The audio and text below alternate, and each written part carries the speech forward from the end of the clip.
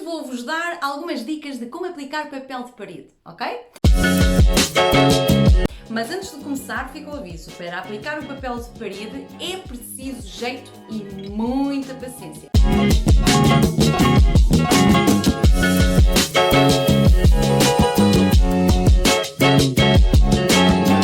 Pelo que se acham que não têm jeito, têm falta de cuidado ou se estressam muito, o melhor é mesmo contratar alguém, está bem?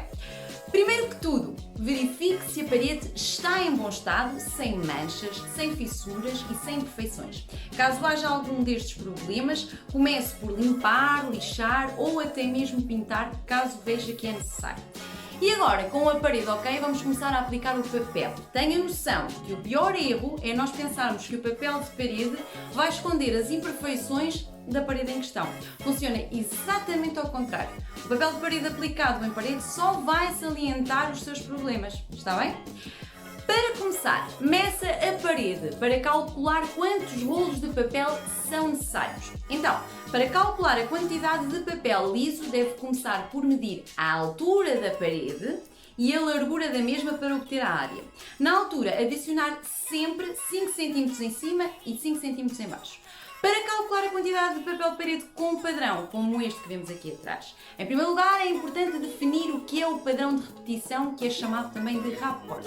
O rapport determina o comprimento de papel de parede, que tem de ser cortado para combinar o papel entre si durante a colagem.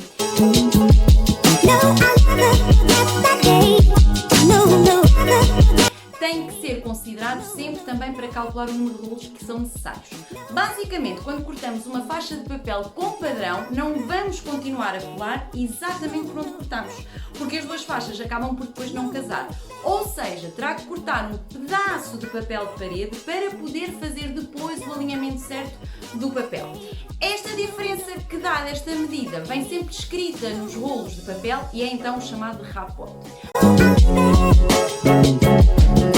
Comece por perceber quantas faixas precisa de cortar. Veja qual a largura de cada faixa e meça depois o pé direito, ou seja, desde o teto ao rodapé. E como já referi, adicione sempre 5 cm em cima e 5 cm em baixo. Depois de cortadas as faixas, a aplicar com a cola, coloque uma base no chão, um lençol velho, por exemplo, para mais facilmente aplicar a cola nas respectivas faixas. E não se preocupe muito se sujar, porque a cola é à base de água, não tem qualquer problema. E agora é começar a aplicar o papel na parede, faixa a faixa. Aqui a dica é começar a aplicar num canto, porque aqui tem sempre a referência vertical. A não ser que o canto esteja muito fora de esquadria, esta será sempre uma ótima referência.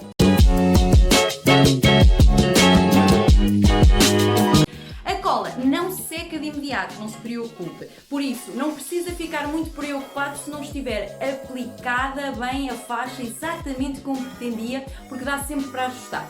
À medida que for aplicando a faixa, vá passando com uma espátula para ir retirando possíveis bolhas de ar entre o papel e a parede, para o papel colar de vez.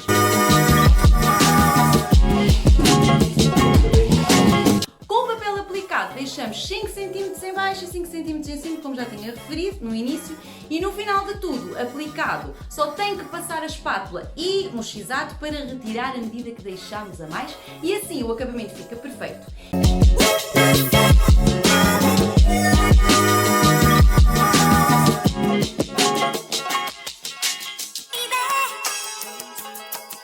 Isto porque muitas vezes os tetos não estão totalmente a 90 graus, alinhados ou retos, e assim temos a certeza que tudo bate certinho.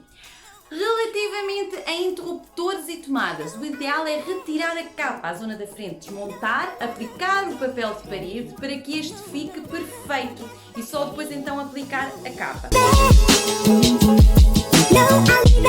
Então, para quem tem paciência, já viram que é possível fazer alguma coisa com cuidado, jeito, calma e sem grandes stresses.